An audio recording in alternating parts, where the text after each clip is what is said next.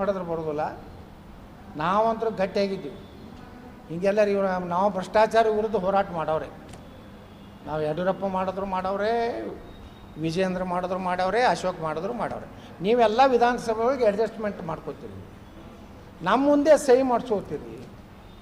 ನೀವು ಒಳಗೆ BS meeting business advisor committee ಹತ್ತಿರ ಅಲ್ಲಿ ಹೋಗಿ ಅಲ್ಲಿ ಕಿಸ್ಕೊತ್ಕೊಂಡಿರ್ತೀರ. ಅವ್ರು ಕೂಡ ನೀವೇ ಡೈರೆಕ್ಷನ್ ಕೊಡ್ತೀರಿ. ಏನು ಡೈರೆಕ್ಷನ್ ಕೊಡ್ತೀರಿ ವಿಜೇಂದ್ರ ಸರ್? ನೀವು ಎಲ್ಲ ಬಿಲ್ಗಳು ಪಾಸ್ ಮಾಡ್ಕೊರಿ, ನಾವು ಧರಣಿಗೆ ಕುಂಡಿರ್ತೀವಿ, ಅಡ್ಜರ್ನ್ ಮಾಡಿರಿ.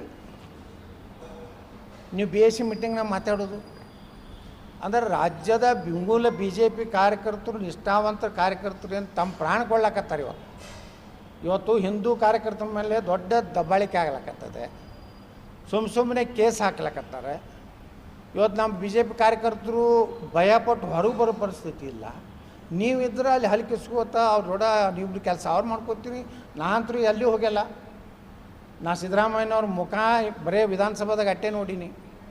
ಅದನ್ನು ಬಿಟ್ಟು ಹೊರಗೆ ಅವ್ರ ಮನೆಗೆ ಹೋಗಿ ಮುಂಜಾನೆ ಸಹಿ ಮಾಡಿಸ್ಕೊಂಡು ರಾತ್ರಿ DK ಶಿವಕುಮಾರ್ ಮನೆಯಾಗ ಹೋಗಿ ಪಾರ್ಟಿ ಮಾಡಿ ನಾಳೆ ಏನು ಸ್ಟೇಟ್ಮೆಂಟ್ ನೀವು ಕೊಡಬೇಕು, ನಾವು ಎಲ್ಲ ಅಡ್ಜಸ್ಟ್ಮೆಂಟ್ ಇದು. ನೀವು ನನಗೆ ಬಾಯಿಗೆ ಬೇದಂಗೆ ಬೈರಿ, ಕುಚನದಲ್ಲಿ ಬೈರಿ. ಮೊನ್ನೆ ನಾನು ಹೇಳಿಬಿಟ್ಟಿಲ್ಲ, ನನ್ನ ಬಳಿ ವಿಡಿಯೋ ಇಟ್ಟೀನಿ. ಈ DK ನಾನು ಅಂತ ವಿಜಯೇಂದ್ರನಾಗ ಹಲ್ಕ ಸಿಡಿಗಳು ಇಡುವುದಿಲ್ಲ. ನಾನು ಇವ್ರು ಸಹಿ ಮಾಡಿಸ್ಕೊಂಡಿದ್ದು, ಅವನ ಜೊತೆ ಹಲ್ಟಿ ಹೊಡಿದ್ದು ಎಲ್ಲ ನಾನು ಫೋಟೋ ವಿಡಿಯೋ ತೆಗೆದಿಟ್ಟೀನಿ.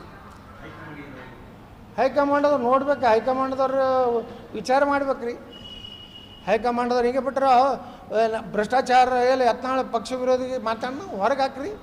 ನಾನು ಹೇಳ್ತೇನೆ ರಾಜ್ಯದ ಜನರಿಗೆ ಭ್ರಷ್ಟಾಚಾರ ಬಗ್ಗೆ ಮಾತಾಡ್ಲಕತ್ತೀನಿ, ಅದಕ್ಕೆ ನನಗೆ ಅದಾರೆ ಮಾಡಿರಿ. ಒಂದು ನಿಮ್ಗೆ ವಿಜಯೇಂದ್ರ ಇಡೀ ಯಡಿಯೂರಪ್ಪ ಕುಟುಂಬನೇ ಬೇಕಾಗಿತ್ತಂದ್ರೆ ಯತ್ನಾಳ ಬೇಕು ಕ್ರಮ ತಗೋರಿ.